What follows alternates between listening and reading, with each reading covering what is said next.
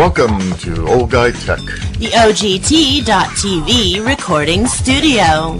Technology for the rest of us. Hi, I'm Rob Charney, Old Guy Tech TV, and we're here today with Rico Oller running for Assembly District 5 in California. And Rico, I want to thank you very much again for coming.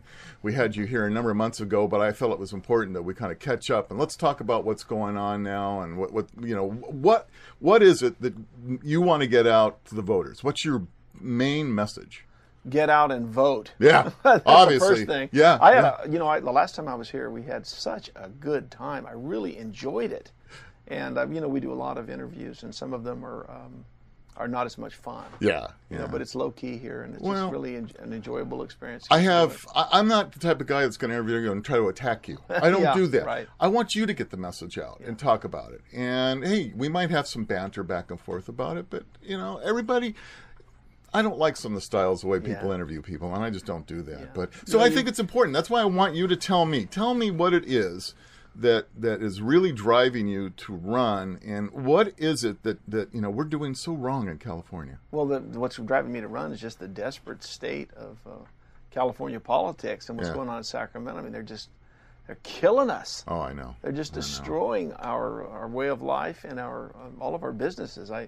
The driving force behind my decision to run in this particular case relates to my own personal business. I'm in the building materials business, right. And we sell drywall, roofing, and insulation products, and consequently we have lots of big trucks. Yeah. And they're all diesel trucks. Yeah. And the state of California has passed this bill called AB 32.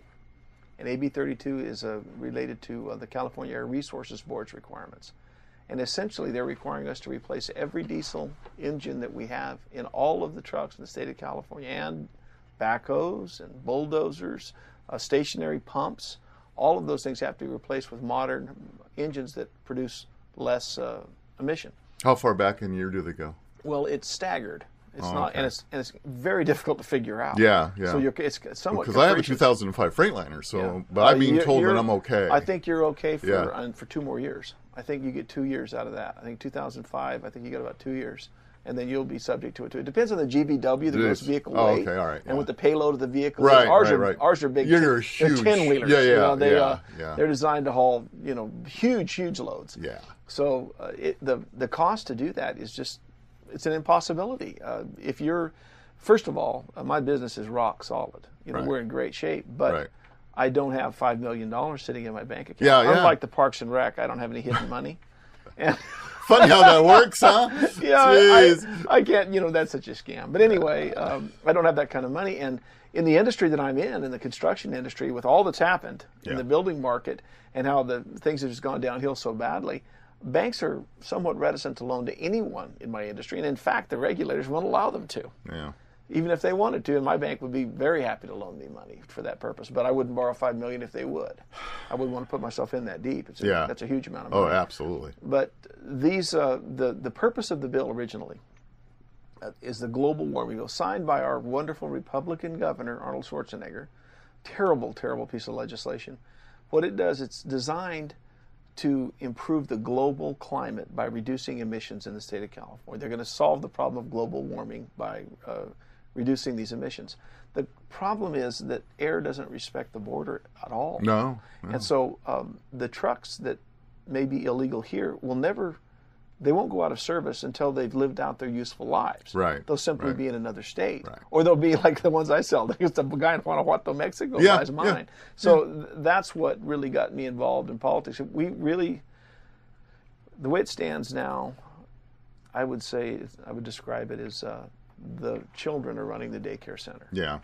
People that really don't understand at all what it means to run a business or what business people go through trying to make sure their employees have a paycheck. How did California get so anti-business? It's unbelievable what's going on. I think that the liberal political agenda is very real, and it's at heart. I know this may sound a little harsh, but at heart, it's a very socialist agenda. It's an agenda that believes that government is the answer to the problem, and that government planning is best.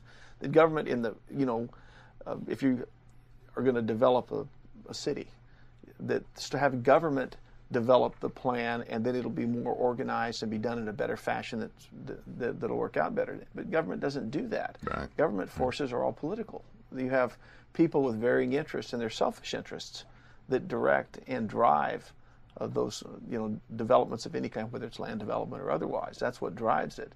So that agenda is so much more like, it's more like religion than it is like just a political philosophy. I mean, they genuinely believe that it's the right thing to do, even when the evidence proves that it's not. When I first was elected so many years ago to the Assembly, I thought, I will go there and I will persuade them. I will explain to them what the decisions they make mean to me in my life and my business and how I react to those decisions. I can't hire people, or I change this or I change that based on the decisions that they make in the legislature. And because their hearts are in the right place, I assumed, right, they would do the right thing, and I would be able to have an impact on it. Well, I found that in some cases I was able to do that, but for the most part, it was ineffective because they don't care. It's not the results aren't what matters. It's the it's doing what they believe is fundamentally right, and it's much more like a religion than it is like anything else. And for me, I'm a Christian. Right. I believe in Jesus Christ. That's who I believe in. Right. And that's a matter of faith. It's not I can't prove that he turned water into wine. I can't prove that he fed the multitude. That's a matter of faith. And we accept that. And I believe in it. I struggle with it, as you might imagine. Sure. I do. But that's what I believe. Yeah. That's what I believe. And I take it on faith, and I would fight to the death to defend that belief and other people's rights to believe what they choose to believe. Well, evidence of history shows that you can't turn water into wine. Evidence of history shows that you can't feed multitudes with a few loaves. Evidence shows that you can't rise from the dead. All of those things are impossible in terms of the natural world and natural law. All of the evidence of human history shows that socialism fails because it violates fundamentals of human nature. Right. People will not continue to work as hard for the same amount of money when the guy next to them is slacking. Yeah. It still gets the same amount. The work diminishes, the quality, the production, and the ethic is reduced. So that's what you're up against. Yeah. And it's a struggle. It's a real struggle. Yeah, it really is. It really is. So now back to it again, to the point of California being so anti-business. We need the tax base so badly in this state, and yet we have a governor that seems to be so cavalier as far as the businesses goes in this state. As an example, Apple just bought, 120,000 acres of land in Texas or something, and they're going to build this huge plant. Imagine, why would they do such a thing? Yeah, this is California. And they went to Apple and they said, "Come on into Texas. We'll give you your infrastructure. We'll give you your water. We'll give you your electricity. We'll build the roads. We'll do everything infrastructure-wise for you to help you out. By the way, you get tax breaks as well for hiring all those people." Well, there's a lack of understanding, and part of it is a problem is a moral issue. Part of it's a moral issue about how you treat people. What you believe is what someone deserves in terms of keeping what they earn. There's a moral issue there, but there's also just the practical issue of understanding how things work. The idea that you can continue to raise taxes in one state while other states are doing things better and keeping costs lower and being more friendly toward business, those two things, and expecting that people will remain here, is foolish because people vote with their feet. You think? They just move away. They go to states that treat them more kindly, and there are 47 probably states that treat businesses better than California does. Yeah. And the governor's new tax increase, in my view, I think it's going to fail first. Yeah. I think it fails. But if it were to succeed, and he were to institute that tax, it would not result in greater revenue. More businesses would leave because people are free. We may be hamstrung in one particular state, but we may be able to say, let's just pack up. Lots of businesses have done it, and go to Texas or go to New Jersey. Sure. Can you imagine businesses leaving California to go to New Jersey? Like they do. Yeah.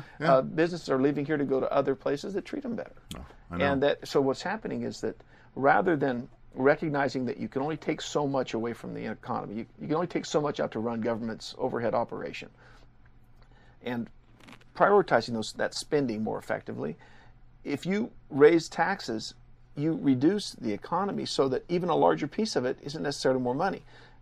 And on the other side, if you reduce regulation and reduce taxes, the economy can expand where a smaller percentage of that economy may be a larger dollar amount. Mm-hmm. And that's what's being lost in terms of the understanding. Now, the moral issue is another one. Right. It's a completely different thing. Yeah. I don't know. I'm just beside myself as a small business owner in California, just like you are too. Yeah. Every time we turn around, there's another tax. They call them fees, but they're taxes that are constantly being levied upon us, and they're making it impossible. And I don't know how all you guys out there are doing it. I just don't know. It's a struggle. It's a real struggle. In my, backing up a little bit. I don't know if we've talked about this before, but going back to that bill that kind of motivated me. I'm a small operator. I have 4 yards. Right. I have a yard in Placerville. I have one in San Andreas, one in Jamestown, and one in Merced. We're California only. We have 20-some big rigs, big trucks. My competitors, the vast majority of them are not little like me. They've grown. There's been a consolidation phase going on for 20-some years now in our industry. Right. And so that they've been gobbling up little ones. Little ones will fail, and they'll open up a new yard, and they just getting bigger and bigger. So you've only got 4 or 5 major national chains, and they're everywhere. Right. Those people are in a wonderful position with this regulation. It's really good for them because what they'll do, if you've got 2,000 trucks, you're replacing 12, 15% of them every year. So you have 300 trucks every year. Bring the 300 new ones to California, and take the older trucks across the line, and you continue to use them until they wear out. Right. But they're at an advantage, and I am at a disadvantage. Consequently, the revenue that my business produces, which is income tax in the state of California, which is other kinds of taxes related to being in the state, will be going to Minnesota, Wisconsin, Michigan, to some other state. Whatever, And so California, by doing what it's done, has crushed a local business, a California business, and benefited national change, which is clearly not what we would desire to have happen. Yeah.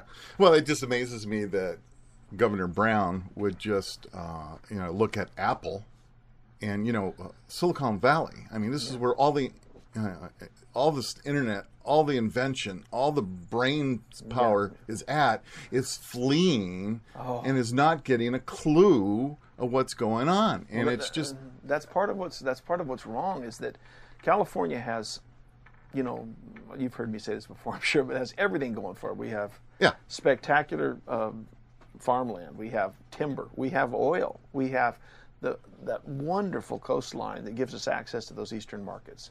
I mean, everything's right here except our government. Yeah. And so I say, every morning when I get up, I thank God that He gave me my wonderful wife and my children, and that He did not give the state of California the power over the weather. Because I'm sure they'd screw that up too. Yeah, absolutely. Absolutely. Well, that brings up the other new fee that's coming out, and I think you know what I'm talking about is this fire fee. I don't know if they call it SRA fee. SRA fee, the acronym. Whatever it is, but basically, those of us in rural areas are being forced to pay. I think it's $150. For fire protection. Well, I would say without equivocation, it's an unconstitutional tax. Yeah. California requires a 2/3 vote for tax increases. Right. A fee and a tax are different things. A real fee is directly associated with a service that is provided. Right. In this particular case, that is not That's true. Right. That's not happening. It is a tax. It will be held, I believe, unconstitutional. But underlying all this, I hate to attack another politician's motives for why they do what they do, but I have a pretty good understanding why Governor Brown is doing what he is doing. Okay. He wants very much to raise the general taxes on everyone in California. And since that is a very unpalatable thing to the population, to the people, he is attacking specific areas geographically, which is Republican areas principally in this case, but also particular industries. And what he's saying to them is either you provide me the votes I need in the legislature to pass these tax increases, or we're going to pass them through initiative. And we're going to do that by doing things like hiding $54 million in the Parks and Rec Department. Yeah. And saying we have to close parks. Yeah. Oh my goodness, we have to close the parks. And since we don't have this general fund money, we're going to have to charge you $150 for your for fire protection on your property, and we're also going to we're going to withhold the money from from dentists for providing services to the impoverished. Yeah. All of those things are ways the governor is, in figuratively speaking, holding a knife to the throat of the public and saying, if you don't give me this, these are the bad things I'm going to do to you. And by the way, we're going to send all of our prisoners to your county jail. Right. Right. You know, it's in that realignment. it is a really cynical approach to politics. But help me here. I don't understand how this mentality, and maybe I'm naive, but I don't understand how this mentality continues in the state. How is it that we continue to elect, the Browns, the Pelosi's, our senators, and how is it that they seem to be able just to get people to follow along and go along with them and not think about it? Well, they get their stuff. Sam Onnested, Senator Onnested, dear friend of mine, used to give a speech called the Stuff Speech. I loved it. It was a wonderful speech. Yeah. And people get stuff from government. They get things. They get money. They get resources and services. And if they believe that someone else is going to pay the bill and they're going to get the service, they're all for it. Now that, again, we're going back to that question I said earlier, that it's a moral question. There's a question of morality, of right and wrong in this. Part of it is a practical matter of not understanding how things work in business and how people make decisions, and part of it is a paucity of moral courage on the part of individuals. We oftentimes do what is in our selfish, short-term interest, and that is what's been happening. But the good news is this: the state of California is very close to the day of reckoning. We're very close to the day they will not be able to purchase votes in that fashion.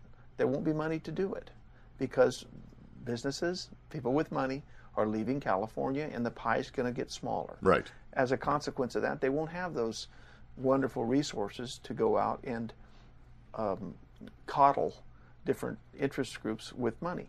Provide them with special dispensations of cash. That's going to go away, and that's a good thing. We were talking about Silicon Valley. A state gets this deep into the problem we're in large part because of all those wonderful things that made us so great. We were so much better than anywhere else in America. We just are. Right. We've got a credible workforce. We've got natural resources up the kazoo, and we have this wonderful, that's a technical term, by the way. Kazoo. And we have Silicon Valley with that incredible brain trust down there. Yes, right. Unbelievable. Yeah. So we produce wealth beyond. We produce so much wealth we could become stupid and get away with it. Yeah. There was a time, even in my business, I sell building materials. I mean, how mundane can you get? Very horizontal market. But you could be really, really dumb. You could run a business fairly badly and make money because things were so good. Mm-hmm. Now, if you're making money, you better be the best there is at what you do. Yeah.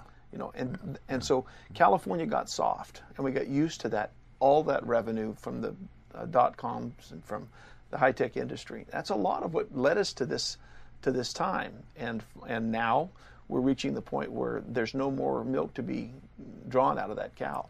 Yeah, it just amazes me, though. It seems like, we talked about this before, where Pelosi came out on the Obamacare and said that we needed to pass it so we know what's in it. Yeah, that's a pretty silly thing to say. And cynical, and I couldn't believe it. And color me stupid if you want, but what? Well, what are we talking about here? I've always preferred to read a bill before I voted. It would be nice, wouldn't it? You find yourself even in the state legislature. There's so many that come so fast, and they change them, and you're forced to make a decision. My default position pretty much is if I don't understand the bill, I'm going to vote no on it. Right. I mean, that's just, you're not going to vote for something you don't have a full understanding of, and that can happen. It actually gets that bad. But Pelosi's a particularly how do I put this politely? I don't think I can. She's a particularly dim bulb. Yeah, it's amazing, that's how it is. And she has all these people looking up to her. And this is something I'll tell you that's really interesting. In my experience there, I had some just dear friends who were Democrats. I mean, really wonderful we all do. Friends. I think. Yeah. You're never going to meet a nicer guy than Tom Torlakson. Mm-hmm. He's a great guy. Wally Knox. Mm-hmm. I mean, talk about to the left of me, way over to the left of me. And Wally put on my 40th birthday party, in fact, for me, my surprise birthday party. They're wonderful people, and not light intellectually. I mean, very, very bright people.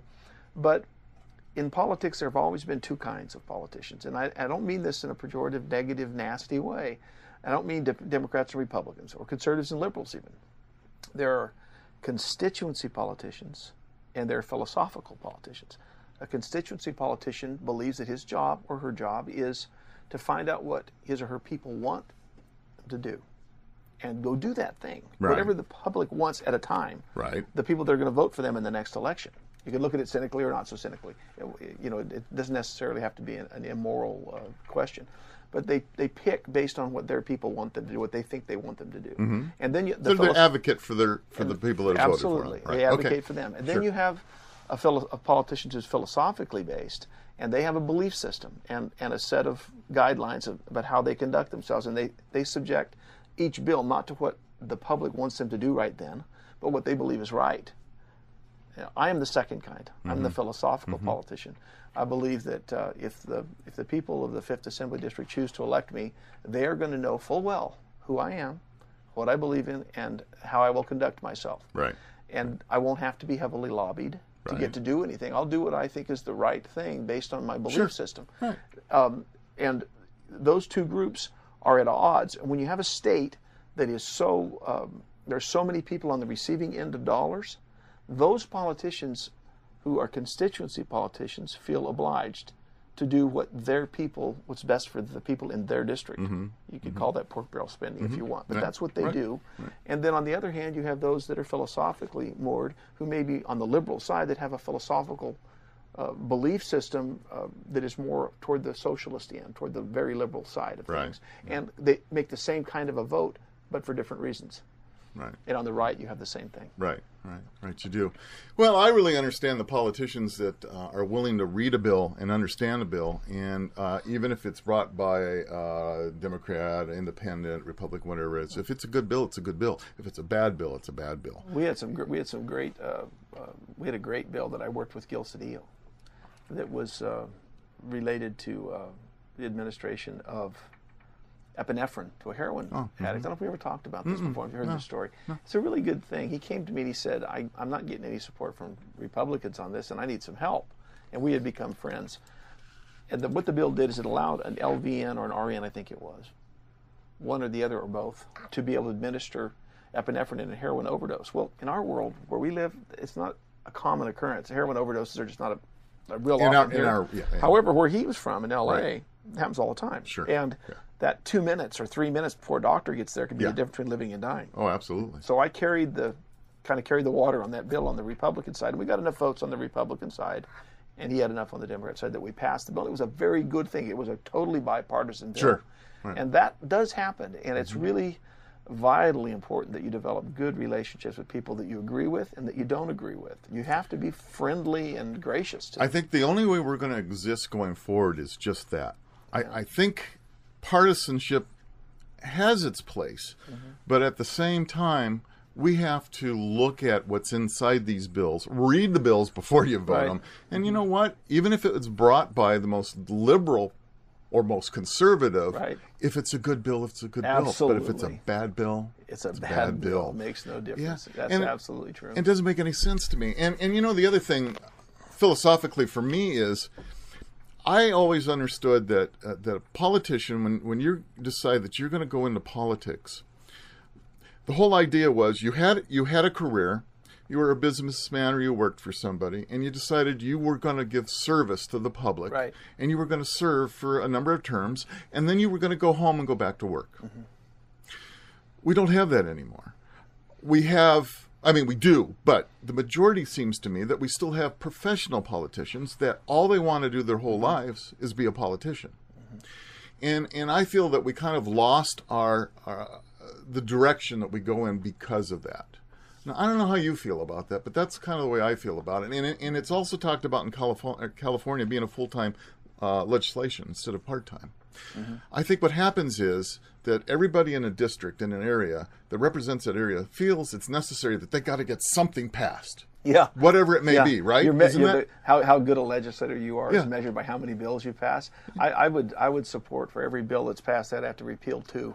And I've said that for years. Oh my goodness, there's such a myriad of law. If you take all the law related, just business law. You can fill this entire room full of of the documents. The volumes of stuff. 500 attorneys couldn't understand it. Also, how do you expect an everyday businessman to? I don't know. They can't. And that's my point. They can't. You can't do that. Well, you know what? Lincoln had there's a quote of Abraham Lincoln that I love. Abraham Lincoln said, the way to end a bad law is to enforce it strictly. Oh, yeah.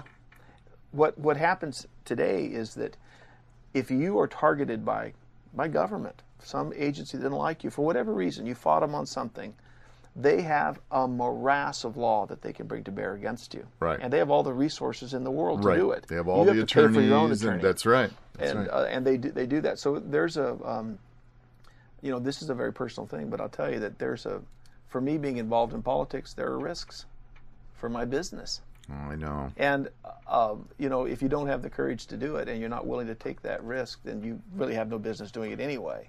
But it's a real risk. It's kind of like us with Old Guy Tech TV and News 44 that we're doing now. There's certain things that I'm willing to step up and take a position on that other people don't like, and so they won't come in, won't be part of my show. They won't take it. And I'm bad on you, because I'm willing to listen to anybody's point of view. Yeah. I may won't agree with you, but I'm going to listen to your point of view. And one of the things for us, of course, is the Second Amendment, the individual's right to own firearms. I feel very, very passionately about that. And I have people that, I'll call them up and say, hey, we'd like to get you into the studio. I'd like to talk. We'll come to your business. No, I won't have anything to do with you because you're a gun guy. The reason they have a right to talk at all is because there are a lot of gun guys and because we have a Second Amendment. That's exactly right. They wouldn't be saying anything if they were in a country that didn't allow that. If we didn't have the Second Amendment, we wouldn't have the First. Plain and simple. That's the way it works. And so it's unfortunate. So I get that, but that's all right. I'm willing to take that hit, because and I'm willing to try to grow my business. We're struggling like everybody else, but I want to bring a point of view that's a little more conservative than what you hear a lot of the regular news sources. Yeah. So I tend to be a little more conservative on things. And so I take a view of, what are we going to do? And that led me into something else that I forgot about. I want to talk to you about it. These road closures that are going on in our forests. Oh, my goodness.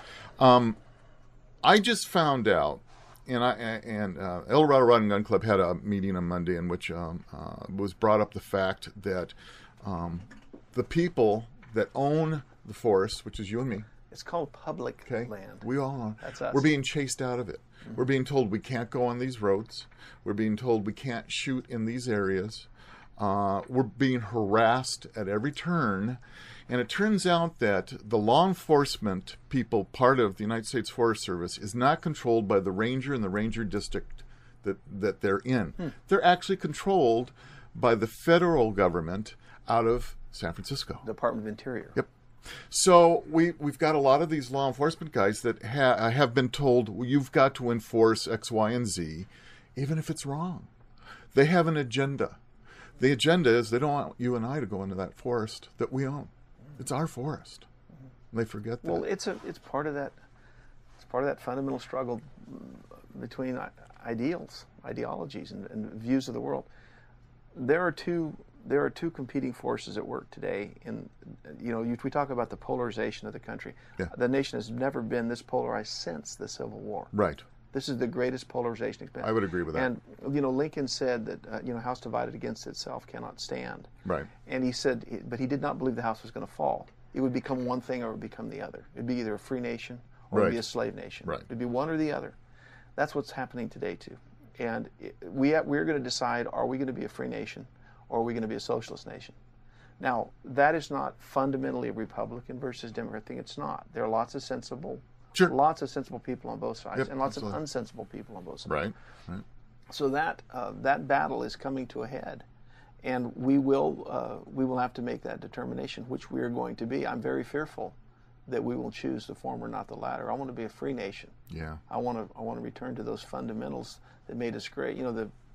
What makes an economy great, what makes a powerful economy, is free people who get to do what they want to do with their businesses, as unfettered by government as possible, with as little interference by government as is absolutely necessary. Right. And what government is supposed to be is the referee in the game, not a participant in it.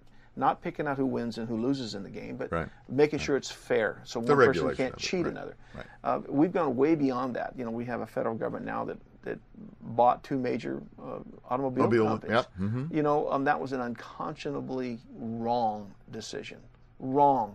I feel great compassion for the individuals that have lost their jobs and Right. those that would. Right.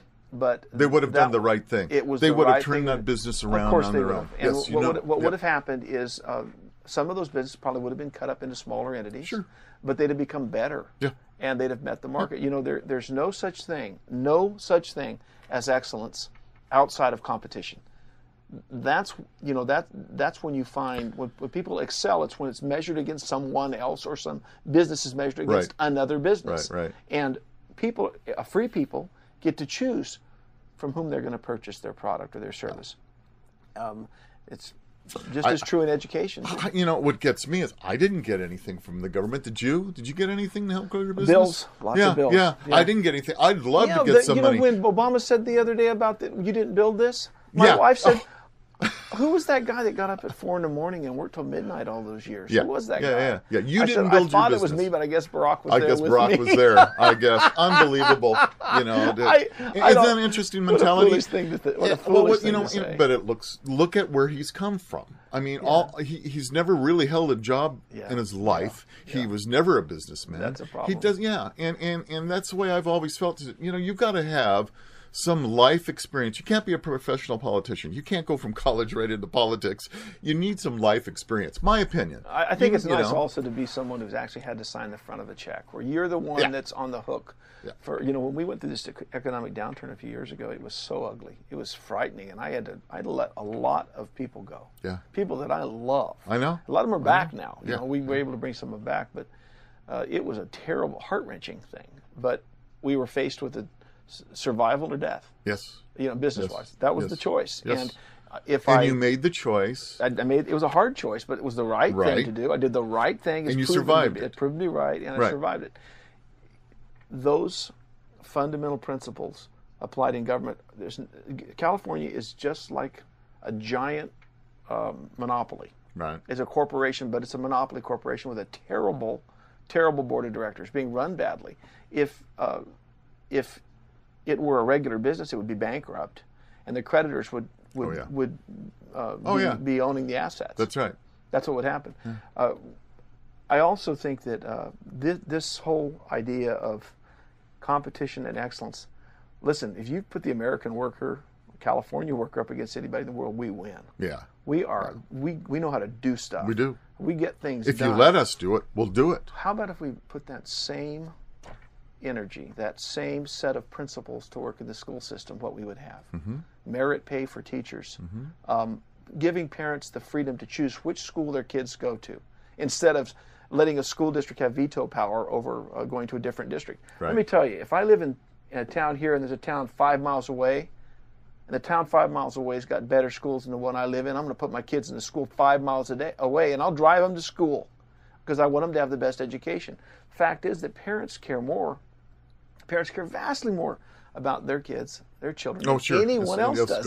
And they will make wiser decisions for their education than anyone else will. But the decisions are being made by those that every student that goes to that school means dollars to that school. Yeah. So they're not going to give that up. Right. Well, they're not going to. They're going to fight. It's a dollars. It's a problem, but it's a problem that's soluble, and I think it will be solved, and it's going to be solved in large part by the charter school system. Absolutely. Charter schools are awesome. Yeah. They give people so much more. There's no music at schools anymore. Yeah. Most public schools, there's no music program at all. And music is really important. Oh, absolutely it is. If you want to teach a child who's musically inclined, but otherwise not very scientific in their view of the world, you want to teach them math? Right. Teach them their scales. That's right. Teach them music. You teach them music, they're going to learn math. I don't know about you, but I loved music in school. I did too. It was I loved marching band. I loved I wasn't jazz very band. good at it, but I loved it. I loved all that stuff. I was the drum great. major when I was in 8th grade. I was terrible at that too. But you're absolutely right. We've taken away these cultural things that we went to school with. They're gone. Yeah. They're not It's there a bit. anymore. I was driving down the road with my uncle one time, my Uncle Jimmy. And I was his grunt. He was a plumbing contractor, and I'd go with him when I was in high school and stuff. I'd work summers for him. And we're driving down the road, and as is my way, I was singing, and I'm not very good at it. Okay, let's face the fact. And I'm singing, and he looks over at me and says, you know, all my life I wished I could sing. Now I just wish you could.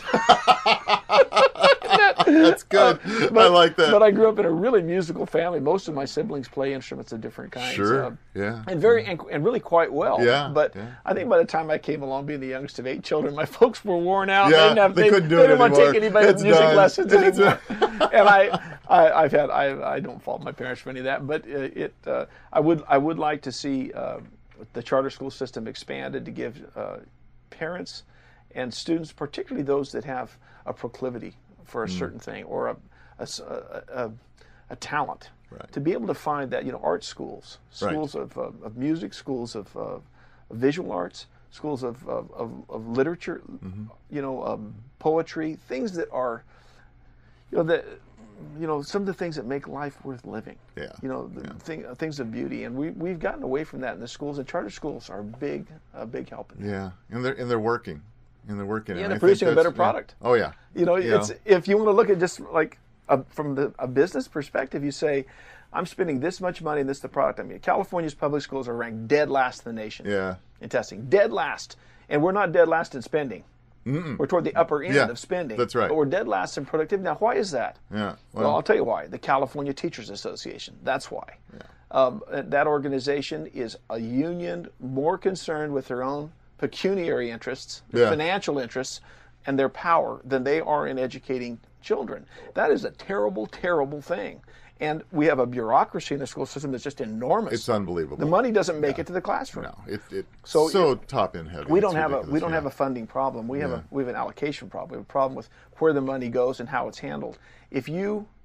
My philosophy has always been, and it hasn't changed, the best thing you could do is take the total amount of money that's designed for education, take some small piece of it to run the state board of education, whatever has to be done at that level, take the rest of it and divide it up by child and send it to the school district where that kid goes to school, and let the school decide, because that school answers to parents. Right. Parents love their kids more than anyone else does. Parents care about the results more than anyone does. Yeah. Let them decide, and you'll get a vastly better product. And open up school districts where parents can pick the schools.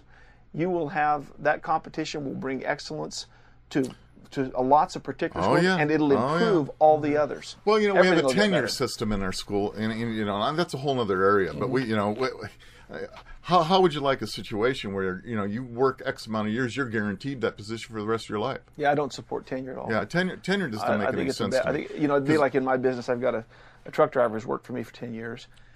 And he was a great worker for 10 years. And then as soon as he's locked in and I can't fire him, I can't let him go, I can't lay him off, he says, I'm only going to drive 22 miles an hour now, and I'm not going to unload my trucks. And you're going to have to send somebody with me to help to unload. You're in a position where your business is gone. Well, we're allowing that in the school system. Why would we do that? Yeah, I don't know. It's a really foolish way to run a railroad. But you look at the state of California. That's the way it's run. I mean, it's just incredible. Well, that's why this day of reckoning that I refer to is not something to be feared. Yeah. I'm not fearful about it. I'm fearful of the diminution of our freedom. I'm fearful about my grandchildren growing up in a state that I wouldn't recognize in terms of freedom. That is what I'm worried about. The money comes, money goes. In terms of in my life, there were times when I was flush and times when I wasn't, and I'm not happier one way than I am the other. But it's about freedom. It's about being able to run my own life and my own business without somebody holding a gun to my head, figuratively speaking, telling me what I can and can't do. Right. I want my kids to have a world where they're able to take their lumps and have their victories on their own merits. Well, I agree with you, and I hope in the future that we can count on that. I'm not quite as optimistic, maybe, as you are. Well, I really am optimistic. Yeah. I'm more optimistic and I'm today happy to hear that. More than I was 15 years ago. Yeah. My problem is if I take a position, let's just say the Second Amendment and the gun issues and the attacks that are coming to that particular amendment, it's never ending. you know, and they're pointing their fingers all at that, you know, that's the evil, that's the bad. And it's not. And all you have to do is take one issue of that. And you know it and I know it. These guys are out of their mind. If you think you're going to disarm this country, you're going to do what Hitler did in Germany and say if you're Jewish, you can't own a gun. And then after he took all the guns from the Jews, he started doing that to the rest of his country, and all of a sudden there's nobody to protect them. You know, Japan knew that they were not going to attack the United States. They knew it. They said, "There's a gun behind every tree. There's no way." I know. You know, I so read they that knew quote. it. I love it. So unfortunately, we've gotten so secular in our thinking that you almost have to take one position or another nowadays. So what are you going to stand up to protect? And that's kind of the way I went. But I'm so sad because I'm a native Californian. I was born here. I live here. I raised my children here. I want the best. And I'm here in California still because I still think California is the best place to live. We've got the best weather, the best climate. We've got the best of everything. And I'm really happy that I did that. And if we can keep education where it needs to go, if we can keep our budget in the state where it needs to go, if we can elect people like you that can help get the state back in order, I'll be a happy person. Well, I think it's doable. I'm not fearful of the challenge. I'm apprehensive about what the results will be, whether we'll accomplish it or not. But the path is pretty clear. What we have to do. Yeah. We have to. You know, it's going to come down to winning hearts, letting people understand the difference, and it will come. Put it this way: when you have a relative who's drug addicted, when they finally reach bottom and they realize that they have to have help, that what they're doing isn't working, it's not making their life what they want it to be, that's when they make a change, have a change of heart. Well, I'm not saying that California is drug addicted, but we're money addicted, we're tax addicted, we're regulation addicted. We're going to reach a point where it just doesn't work. You can't get the revenue, you can't provide the services, you can't do the things that government thinks are so important. And at that point, there can be a massive change of heart on the part of enough people at one time to make a major change in the way we run the state. Sure. And the comparison between California and Texas, California and New Jersey, California and Wisconsin, those comparisons provide the fuel and provide the impetus for that change to take place. Right. And I think it's, in fact, I believe it's inevitable. Yeah. I just don't know how bad the down is going to be, what bottom is going to be like. Where the bottom is before you bring it back. I hope that it's not. Right. I hope it's not violent. I hope it's not, insurrection. I hope that it's peaceful and done at the ballot box. And I think it will be. I just hope we don't have to go so far down that it takes so long to come back. And that's my worry on business in California. We have to become a business-friendly state. We just have to. Of course we can come back. I don't mean to be disagreeable, but of course we can come back. The weather's still the weather. We're still on the West Coast. We still have the port at San Pedro. We still have San Francisco Bay. We still have the vast and growing forests of the Northwest. Right. We still have oil in Bakersfield. Those things haven't changed, and they're not going to change. Those things stay. That's where the basis of the wealth is. Then it's human industry capitalizing upon it properly that makes an economy. So they can't take away the fundamental things. All that's wrong here is government. And we can change that, and we change it, it can change in a hurry, and it can get good. And it can get really, really good again. Well, I'm looking forward to that, and I'm looking forward to you getting elected. And I want to thank you once again for coming in here and spending a little time with me so we can banter back and forth a little bit. And I hope that our audience has a little bit of fun with this as well. Because I know we have a good time doing it, and we want them to. This is the same exact kind of conversation we'd have if the camera wasn't running and we were just sitting in the living room. Just sitting here talking. So that's what's really good about this. And Rico, once again, I want to thank you so very much for coming here. And I really enjoy that. And, I hope those out there, I hope you guys really enjoyed our show and what this is all about, and get out there and represent your point of view by voting for who you need to vote for, and make sure that you do vote, because that's really important. And I would really appreciate your support. And of course, we got to support Rico. And you can go to RicoOller.com and see a whole lot more. How about that? It's right here too. Hey, look at that! Yeah, you had a really good. There's that good-looking guy again. There he is. Evan Royce. Gosh, to be 29 years old again. Oh, I don't know if I'd do it again anyway. But hey, everybody, thank you out there. We'll see you next time. Bye-bye. This episode of Old Guy Tech TV is brought to you by Ward's Automotive, specializing in Banks Power and Pack Brake, servicing your car or truck and specializing in diesel engines. Over 30 years of service, located in Diamond Springs, California. Give them a call at 530-626-5588.